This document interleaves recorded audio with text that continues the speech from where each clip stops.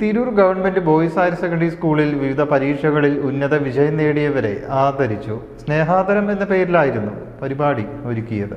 10+2 പരീക്ഷകളിൽ ഉന്നത വിജയം നേടിയ വിദ്യാർത്ഥികൾ, വിവിധ മത്സര പരീക്ഷകളിൽ മികവ് തെളിയിച്ചവർ എന്നിവരെയാണ് ആദരിച്ചത്. MLA കുറുക്കോളി മൊയ്തീൻ പരിപാടി ഉദ്ഘാടനം ചെയ്തു. ഇപ്രാവശ്യം എനിക്ക് 24.5 കോടി കിട്ടി. 19.5 കോടിയുടെ വർധനവുണ്ടായി. നികുതി കൂട്ടിയിട്ടില്ല. അപ്പൊ നല്ലൊരു ഭരണം എന്ന് എല്ലാവർക്കും തോന്നും, എനിക്കറിയാം. അതുകൊണ്ട് ഇവരുടെ ഈ ഗവൺമെന്റിനെ നമുക്ക് പിന്തുണയ്ക്കുകയും ചെയ്യാം. ഈ പദ്ധതിയുമായി മുന്നോട്ട് പോകുമ്പോൾ എനിക്ക് തോന്നുന്നു വൈകാതെ തന്നെ, ഈ കൊല്ലം തന്നെ കിട്ടും എന്ന് എനിക്ക് പ്രതീക്ഷയില്ലെങ്കിലും വൈകാതെ നമ്മുടെ ഈ കെട്ടിട സൗകര്യങ്ങൾ നമുക്ക് ഭംഗിയായി എത്തിക്കാൻ സാധിക്കും എന്നെനിക്ക് വിശ്വാസമുണ്ട് എന്ന് ഞാൻ നിങ്ങളുമായി പങ്കുവെക്കാൻ ആഗ്രഹിക്കുക. സ്കൂൾ പ്രിൻസിപ്പൽ MC രഹന സ്വാഗതം പറഞ്ഞു. തിരൂർ നഗരസഭാ വൈസ് ചെയർപേഴ്സൺ സിന്ധു മംഗലശ്ശേരി അധ്യക്ഷയായി.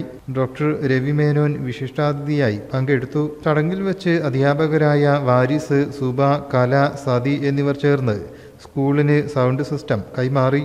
പൊതുമരാമത്ത് standing committee chairperson Waheeda Basheer, കൗൺസിലർമാരായ സരോജാദേവി, ശാന്ത, തിരൂർ DEO ശ്രീജ, PTA അധ്യക്ഷൻ Shihab Rahman Adippatt, SMC chairman AK Babu, MPTA അധ്യക്ഷ K അനില, അഡ്വക്കേറ്റ് വിക്രം കുമാർ, ഉപപ്രധാനാധ്യാപിക ശ്രീരേഖ, ചിത്രാംഗതൻ ബേബി കൃഷ്ണകുമാർ എന്നിവർ പങ്കെടുത്തു.